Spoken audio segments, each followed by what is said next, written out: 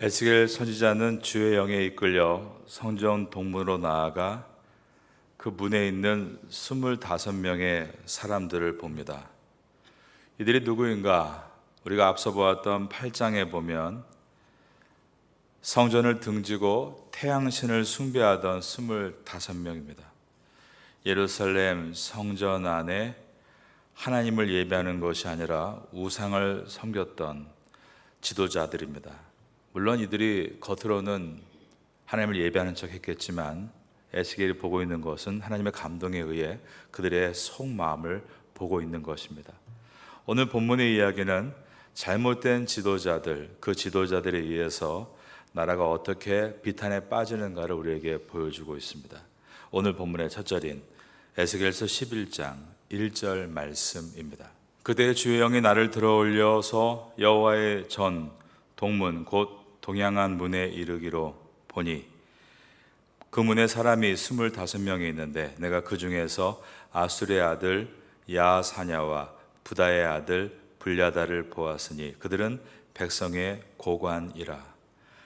여기에 나와 있는 아술의 아들 야사냐는 요시야 왕 때 종교개혁을 일으켰을 때 종교개혁에 동참했던 자입니다.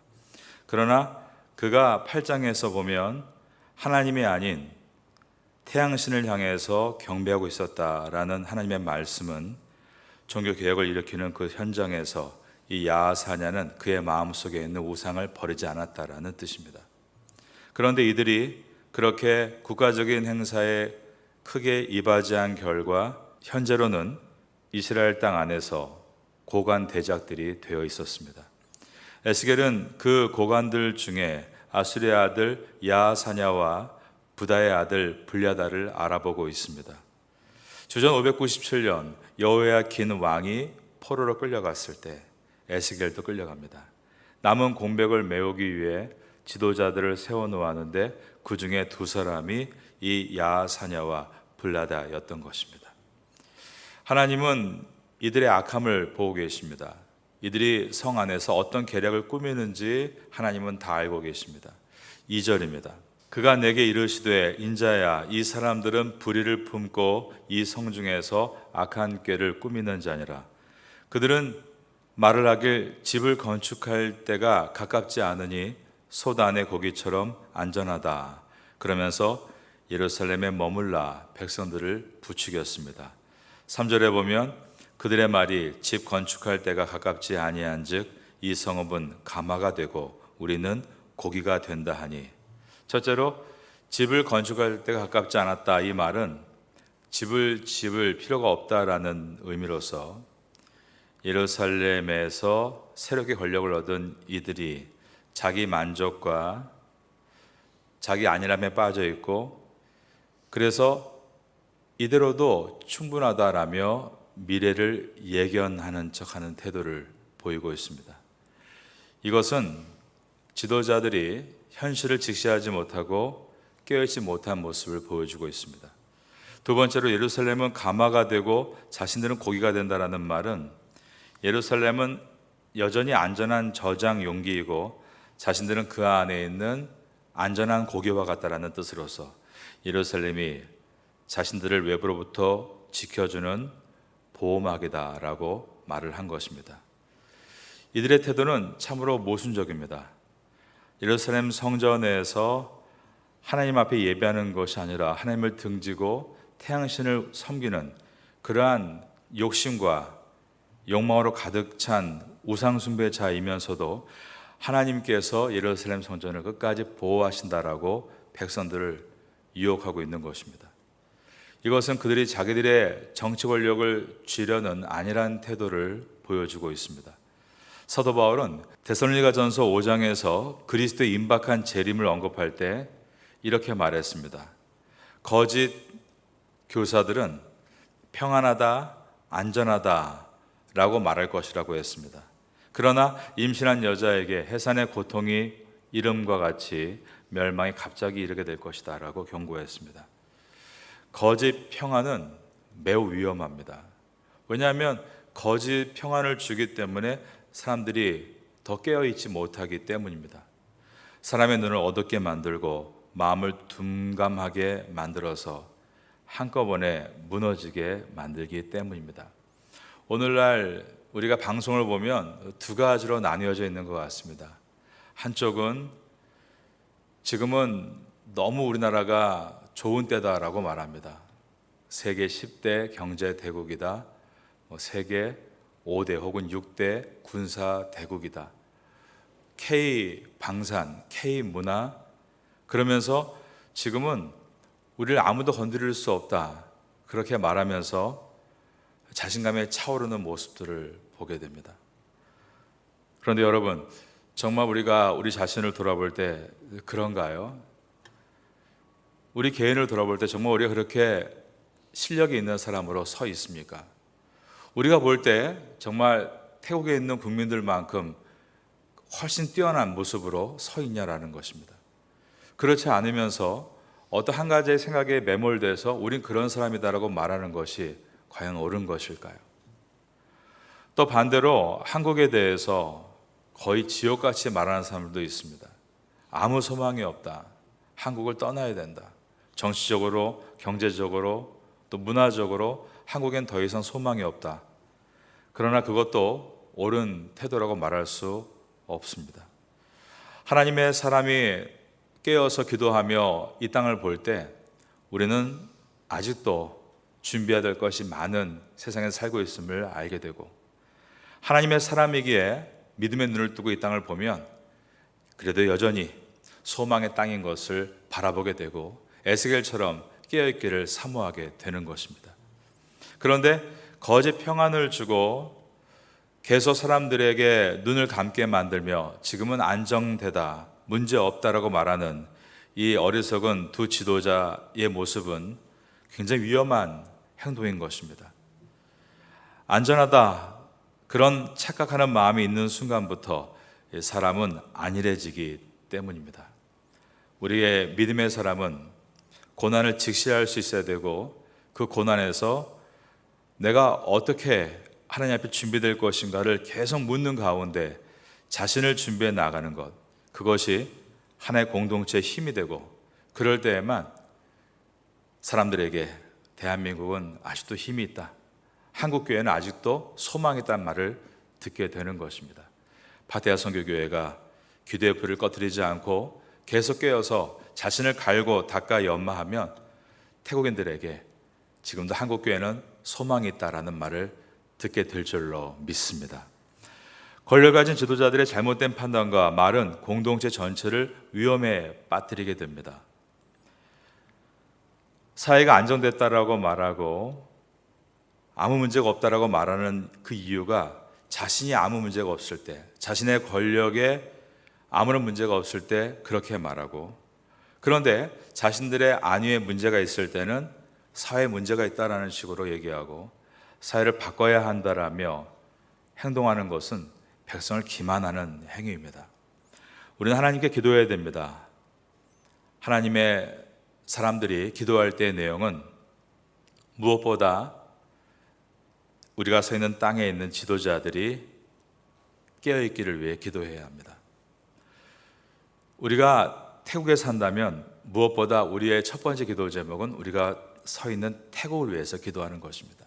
그리고 우리 조국 대한민국을 위해서 기도하는 것입니다. 아브라함이 가나안 땅에 들어갔을 때 가나안 땅에서 제단을 쌓고 그 땅을 위해서 기도했던 것처럼 말입니다. 우리가 지도자들을 위해서 기도할 때에는 그가 꼭 크리스찬이 되게 해달라는 기도는 아닙니다.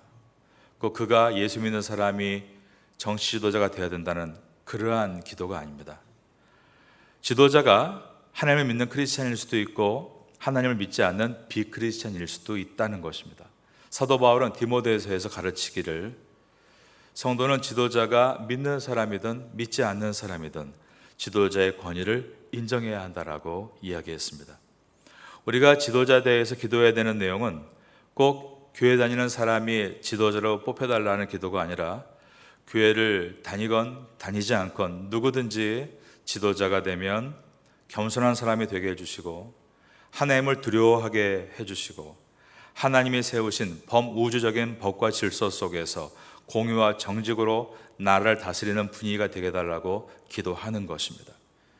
우리 태국이 그런 땅이 되기를 기도해 주시기 바랍니다. 그리고 대한민국도 늘 그런 땅이 될 수 있도록 기도해 주시기를 바라겠습니다. 하나님의 영이 에스겔에게 임하여 그들의 마음과 생각을 꾸짖으십니다. 그들이 살인과 악행으로 성읍을 가득 채웠다라고 하나님께서 말씀하신 것입니다. 11장 5절부터 보겠습니다. 여호와의 영이 내게 임하여 이르시되 너는 말하기를 여호와의 말씀에 이스라엘 족속아 너희가 이렇게 말하였도다. 너희 마음에서 일어나는 것을 내가 아노라. 너희가 이 성읍에서 많이 죽여 그 거리를 시체로 채웠도다. 그러므로 주 여호와께서 이같이 말씀하셨느니라. 이 성읍 중에서 너희가 죽인 시체는 그 고기요 이 성읍은 그 가마인데 너희는 그 가운데서 끌려 나오리라. 하나님은 지도자들의 잘못된 판단과 안일한 마음 때문에 이제 이 예루살렘 성벽이 완전히 무너지고 백성이 죽게 될 것이라고 지금 말씀하고 있습니다.